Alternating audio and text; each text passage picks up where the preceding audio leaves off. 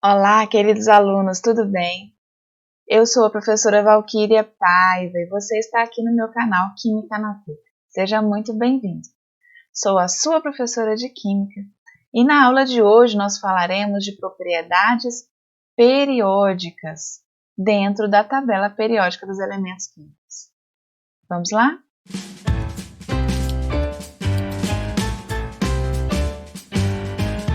Eu já te convido que você deixe o seu like nesse vídeo, inscreva-se no meu canal se você ainda não é inscrito.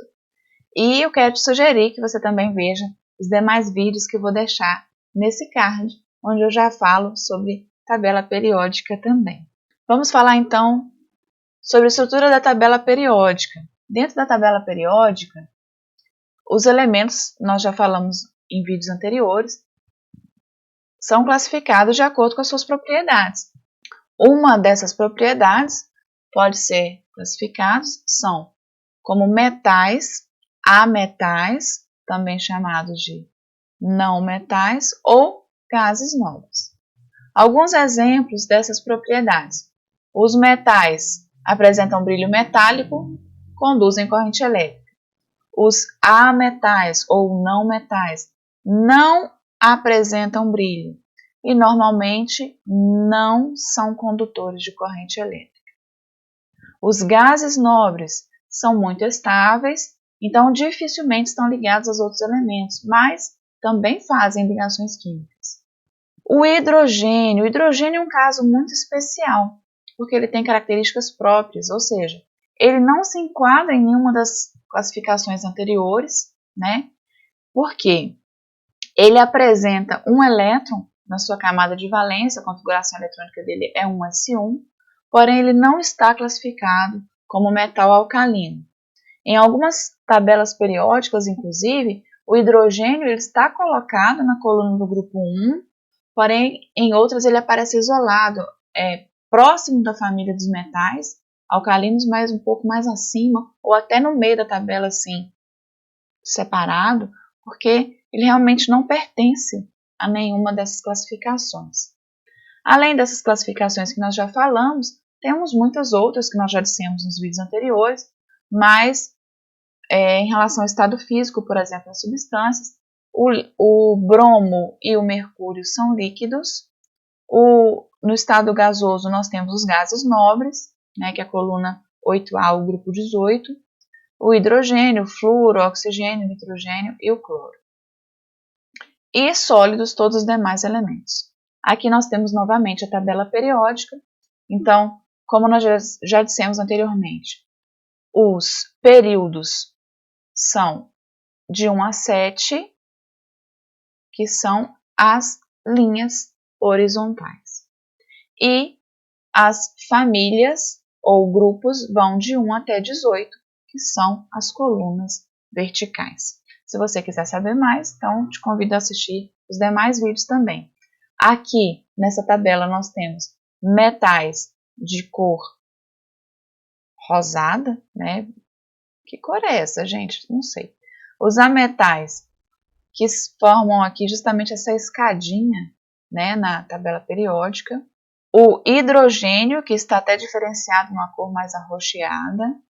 Os lantanódios ou lantanídeos, que estão aqui na cor azul. Os gases nobres estão aqui na cor amarela. Os actinoides ou actinídeos estão aqui numa cor mais verde. Os elementos que são sólidos estão representados com a sua letra preta, né? Os elementos gasosos estão representados com a cor vermelha de letra, estão aqui. Os líquidos de cor azul e os artificiais de cor branca. Todos esses aqui artificiais.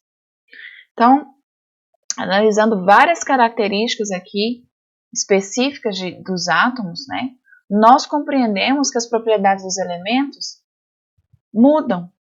Uma análise da natureza à nossa volta vai mostrar que as propriedades químicas elas têm uma dependência direta da configuração eletrônica do nível de valência dos átomos. O que é a camada de valência, o nível de valência? É a última camada preenchida com elétrons dentro de um átomo. Os níveis eletrônicos mais internos também influenciam nas propriedades, mas de certa forma, influencia um pouco menos do que a camada de valência. Então, tendo esse entendimento, nós vamos discutir alguns aspectos relacionados a algumas propriedades periódicas que são mais utilizadas no estudo dos elementos químicos, ou seja, nós podemos dizer que muitas propriedades dos elementos químicos vão variar periodicamente ao longo da nossa classificação periódica dos elementos, ou tabela periódica. A primeira propriedade periódica que nós vamos falar é o raio atômico. O que é o raio atômico? Raio atômico é a medida do raio de um átomo isolado, Então, nós temos aqui o núcleo de um átomo e o núcleo de outro átomo. Essa distância, nós temos que convir que aqui nós estamos com representação apenas gráfica, Mas não há um limite certinho, bonitinho para a eletrosfera. Não existe um limite determinado para a eletrosfera. Então, o raio atômico de um elemento vai ser metade da distância internuclear mínima que dois átomos desse elemento possam apresentar sem estarem ligados quimicamente. Geralmente, essa medição da distância entre dois núcleos do átomo é feita no estado sólido, E o raio é a metade dessa distância. Então, dividir essa distância internúcleo por 2. O raio atômico ele vai variar de acordo com os grupos e os períodos, conforme nós vamos detalhar aqui. Observe que nos grupos, aqui na linha vertical, os grupos, ao longo de um mesmo grupo, o raio vai aumentar de cima para baixo. Por quê? O número atômico também vai aumentar nesse sentido. E, consequentemente, o número de camadas eletrônicas vai aumentar também. Então, aqui, por exemplo, nós temos o lítio, o sódio, o potássio, o rubídio e o césio. Veja que o césio tem o maior raio, porque à medida que nós vamos descendo nos grupos, nós vamos aumentando o número de camadas eletrônicas, Então, se aqui nós temos o hidrogênio como uma camada eletrônica, o césio já tem 7 camadas eletrônicas preenchidas, então ele vai ter um raio atômico bem maior. Comparando aqui, seria um núcleo e as camadas eletrônicas. Então, de certa forma, podemos generalizar dizendo que o maior número de camadas eletrônicas vai provocar um maior raio atômico, que são relações interdependentes, Analisando o caso do potássio e do criptônio, agora nós vamos analisar nos períodos. Período é a linha horizontal. Então, o potássio está no 4º período e o criptônio também está no 4º período. Vamos ver a distribuição eletrônica do potássio. Ele tem número atômico 19. Então, a configuração eletrônica dele fica 1s2, 2s2, 2p6, 3s2, 3p6, 4s1. Então, o potássio, como está no 4º período, tem 4 camadas eletrônicas. O criptônio tem número atômico 36. Então, ele tem 36 elétrons, Sua distribuição eletrônica 1s2, 2s2, 2p6, 3s2, 3p6, 4s2, 3d10, 4p6. O criptônio também tem 4 camadas eletrônicas. Então, os dois átomos, porém, eles não têm o mesmo tamanho. Olha o tamanho do raio do potássio e o tamanho do raio do criptônio. O raio do potássio é 227 picômetros e o raio do criptônio é 112 picômetros. Então, o que nós compreendemos? Que dentro de um mesmo período, o raio vai crescer da direita para a esquerda na tabela periódica, no sentido contrário ao crescimento do número atômico. Então, veja que o crescimento do número atômico cresce, nesse exemplo, da esquerda para a direita. O número atômico cresce assim. E o raio atômico cresce ao contrário, sentido contrário do crescimento do número atômico. Por que isso acontece?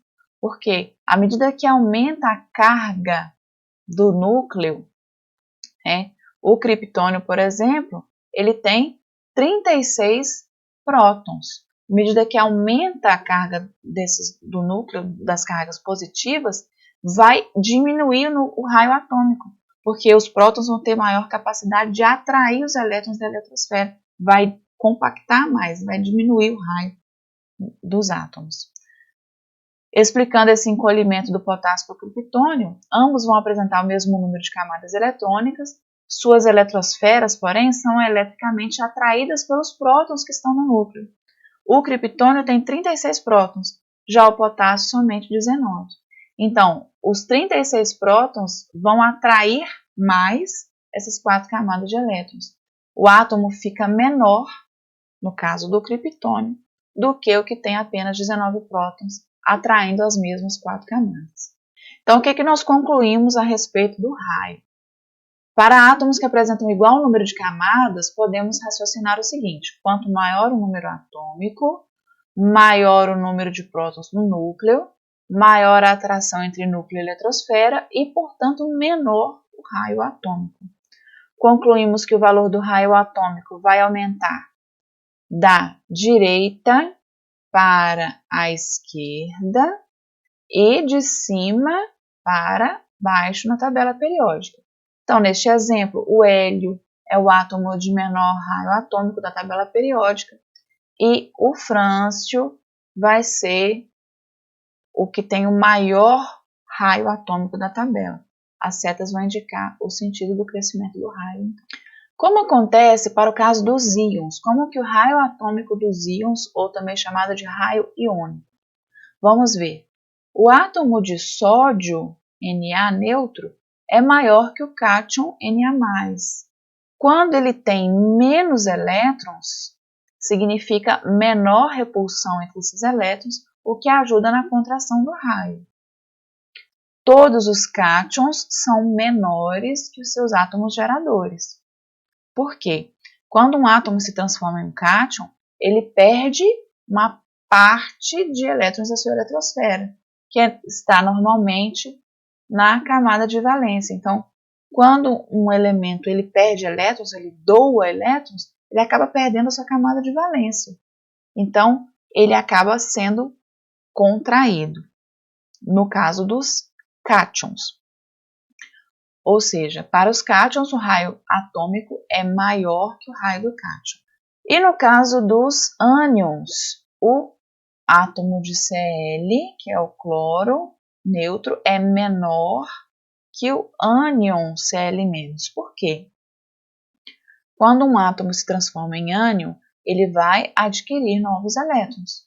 Como esses elétrons são negativos, vai acontecer um efeito de repulsão entre eles e que vai provocar o crescimento do raio do ânion. Então, isso faz com que todos os ânions sejam maiores que seus átomos geradores. Resumindo, então, o raio de um átomo é menor que o raio do seu ânion. O raio do cátion é menor que o raio do seu átomo neutro e o raio do ânion é maior que o raio do seu átomo neutro. Quando nós tivermos íons isoeletrônicos, o que significa isoeletrônicos? São espécies com o mesmo número de elétrons, ou seja, vão ter o mesmo número de camadas. Nós vamos usar a regra do número atômico. Quanto maior for o número atômico, maior será o número de prótons, portanto, maior vai ser a atração entre esses prótons no núcleo e os elétrons lá da eletrosfera e vão diminuir o raio da espécie química. Quanto maior o número atômico, menor será o raio. Vamos comparar os raios iônicos do ânion H- e o cátion Li+. Então, na distribuição eletrônica, o hidrogênio teria na sua camada K. Neste exemplo, então, o hidrogênio ganhou um elétron, ficou então com a sua camada um S2. Ele tinha apenas um elétron, ganhou mais um, ficou com 2 elétrons. Mas ele vai permanecer lá no seu núcleo com um próton. No caso do lítio, ele tinha 3 elétrons e perdeu um. Então, ele ficou também com apenas 2 elétrons. Porém, ele já tem 3 prótons no seu núcleo. Como eles vão ter o mesmo número de camadas, ambos têm a camada K, nós vamos analisar o número de prótons, que é a mesma coisa que o número atômico. No caso do H-, ele vai ter um próton. No caso do lítio, ele vai ter 3 prótons. Então, quanto menor a atração entre próton e elétron, conclusão, maior será o raio. Então, o raio aumenta. Quanto maior a atração entre próton e elétron, menor será o raio. É assim a nossa conclusão, então. Nós teremos, então, que o raio do H- é maior que o raio do Li e mais. Porque, como ele tem mais prótons, ele vai atrair mais os elétrons da sua eletrosfera e vai diminuir o seu raio. Vamos falar da propriedade periódica, eletronegatividade e eletropositividade. A eletronegatividade é a medida da capacidade de um átomo de atrair elétrons de outros átomos para perto dele. Poderíamos também definir eletronegatividade como a tendência que um átomo possui em atrair elétrons de uma ligação química. Os valores de eletronegatividade da tabela periódica foram tabelados por Linus Pauling e variam de 0,8 até 4,0. Então, no caso da eletronegatividade, os gases nobres estão excluídos desse parâmetro, porque quase não fazem ligações químicas. Dentre os principais elementos químicos, nós podemos destacar alguns deles. Então, aqui, como é que aumenta a eletronegatividade? Da esquerda para a direita e de baixo para cima, sentido contrário do raio atômico. Que eu falei dos mais eletronegativos: flúor, oxigênio, nitrogênio, cloro, bromo, iodo, enxofre, carbono, fósforo e o hidrogênio. Elementos com eletronegatividade maior que 2,5 são ametais, estão localizados na parte superior direita da tabela. Ametais são esses rosinhas aqui. Os elementos com eletronegatividade menor que 1,4 são metais, estão localizados na parte inferior esquerda da tabela. A afinidade por elétrons, o que define? O fator 1. Quanto menor o tamanho do raio do átomo, no caso os ametais, apresentam os menores raios do seu período. Maior vai ser a atração elétrica que os prótons do seu núcleo vão conseguir exercer sobre os seus elétrons periféricos, sobre os seus elétrons das últimas camadas. Em decorrência disso, então, que os ametais têm alta eletronegatividade. Outro fator é que os átomos, em sua maioria, adquirem grande estabilidade quando ficam com 8 elétrons na sua camada de valência. É a chamada teoria do octeto. Como os ametais têm maior possibilidade de conseguir esses 8 elétrons na sua última camada, por quê? Ele já tem de 4 até 7 elétrons, a maioria dos não metais, então a tendência de eles atraírem mais elétrons é mais alta. Então, a sua eletronegatividade é mais elevada. Vamos definir também o que é eletropositividade. É aquela tendência que o átomo tem de perder ou afastar seus elétrons mais externos, em comparação a outro átomo. De um modo geral, a eletropositividade cresce no sentido contrário à eletronegatividade, ou seja, cresce de cima para baixo, da direita para a esquerda. Destaca-se, então, que a eletropositividade cresce no mesmo sentido que o raio atômico. Vamos ver isso no próximo slide aqui. A eletronegatividade, ela cresce da esquerda para a direita e de baixo para cima, com exceção aqui dos gases nobres. E a eletropositividade cresce de cima para baixo e da direita para a esquerda, que é o mesmo sentido do raio atômico. Então, o que nós concluímos? Como eu já mencionei anteriormente, os elementos mais eletronegativos da tabela periódica são esses. Aqui é o mais eletronegativo, que é o flúor, e o menos eletronegativo é o hidrogênio. Depois vem todos os metais. Aqui tem uma frase para você lembrar dessa sequência. Fui ontem no clube, briguei e saí correndo para o hospital. Fui ontem no clube, briguei e, esse I não é o mesmo, né? Mas só para você lembrar, e saí correndo para o hospital. Aí depois vem os metais. O que nós concluímos aqui? Quanto menor o raio atômico, maior será a atração do núcleo pelos elétrons da camada de valência, do seu nível de energia mais externo. Então, maior será também a eletronegatividade desse elemento químico. Então, a eletronegatividade vai crescer no sentido contrário ao do raio atômico e a eletropositividade cresce no mesmo sentido do raio atômico. A energia de ionização, também chamada de potencial de ionização. O que é? É a energia necessária para retirar um elétron de um átomo ou para retirar um elétron de um íon isolado no estado gasoso. A energia de ionização ela vai aumentar para cada elétron retirado do átomo. Então vamos ver. A energia de ionização é diretamente dependente do raio atômico. A energia de ionização e o raio atômico são fatores inversamente proporcionais. Vamos ver no caso do magnésio. O magnésio, no estado gasoso, quando nós retiramos um elétron dele, vai requerer a entrada de energia de 738 kJ por mol. Essa é a chamada primeira energia de ionização do magnésio, porque foi o primeiro elétron a ser retirado. Vamos dizer, é mais facinho de retirar o primeiro elétron. Esse segundo exemplo é já a retirada do segundo elétron já do cátion magnésio. Então, vai se transformar em Mg2+, e liberar mais um elétron.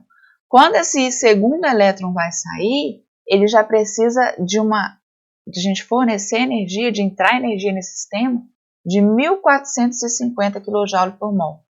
Ou seja, a segunda energia de ionização do magnésio é maior. Então, vamos lá. Quanto maior o raio atômico, menor a energia de ionização. Quanto maior o raio atômico, é mais fácil retirar esse elétron da última camada, já que o núcleo não atrai com tanta força esses elétrons mais externos. Vamos ver no caso da energia de ionização no grupo 2 ou 2A. O magnésio tem um raio menor dessa sequência, então a sua energia de ionização é maior, 738 kJ por mol. O cálcio tem um raio maior do que o do magnésio e possui uma energia de ionização menor, 599. E o estrôncio, desses três no comparativo, possui o maior raio e a menor energia de ionização. Nós também podemos concluir que o hélio vai apresentar a maior energia de ionização da tabela periódica, ou seja, tem que fornecer muita energia para retirar esse elétron do hélio.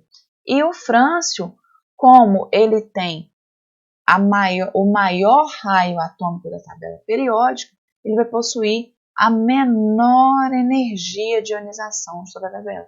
É facinho arrancar elétron dele. Então, a energia de ionização vai crescer da esquerda para a direita e de baixo para cima. A afinidade eletrônica. A afinidade eletrônica já é a energia que vai ser liberada por um átomo no estado gasoso ou no estado isolado, quando ele vai receber um elétron na sua camada mais externa. A estabilidade de um átomo, ela é diretamente dependente da menor quantidade possível de energia armazenada em sua estrutura. Então, quando nós dissemos de afinidade eletrônica, por exemplo, nós temos um elemento que está lá no seu estado neutro e eu quero acrescentar um elétron nesse elemento. Então, ele vai se tornar um elemento, por exemplo, X com carga -1, né? E vai, nesse caso, liberar energia quando ele receber esse elétron. Quando, então, nós temos a entrada de um elétron, vai ter entrada de mais energia na eletrosfera. Para restabelecer essa estabilidade, ele tem que liberar certa quantidade de energia, que vai ser desprendida nesse caso. Se o elétron sai, a energia tem que ser absorvida, que é o slide anterior que a gente acabou de falar, energia de ionização. Se o elétron entra, a energia tem que ser liberada, que é a energia chamada de, aqui, afinidade eletrônica. Então, ao longo dos períodos dos grupos, quanto menor for o átomo, o raio atômico, maior será a capacidade de ele receber mais elétrons. E também vai ser maior a afinidade eletrônica, tá? A fim de ganhar elétrons, né? Assim, na tabela periódica, a afinidade eletrônica tem variação inversa à do raio atômico. Vamos comparar, então, os valores das afinidades eletrônicas do sódio e do cloro, ambos estão no terceiro período da tabela periódica. O sódio gasoso, quando ele recebe um elétron, ele vai se transformar em Na-, ele vai liberar energia de 53 kJ por mol. O cloro, quando recebe um elétron, ele vai liberar 349 kJ por mol. Então, nesse caso, o flúor e o cloro vão apresentar as maiores afinidades eletrônicas de toda a tabela periódica. E o crescimento da afinidade eletrônica, então, é contrário ao raio atômico. Também da direita para a esquerda e também de baixo para cima. Por que nós chegamos à conclusão? Os metais dentro do seu período são os átomos de maior raio, período então é linha horizontal. Isso vai causar baixa energia de ionização e alta eletropositividade. Como resultado, os metais vão perder elétrons com facilidade e vão se transformar em cátions.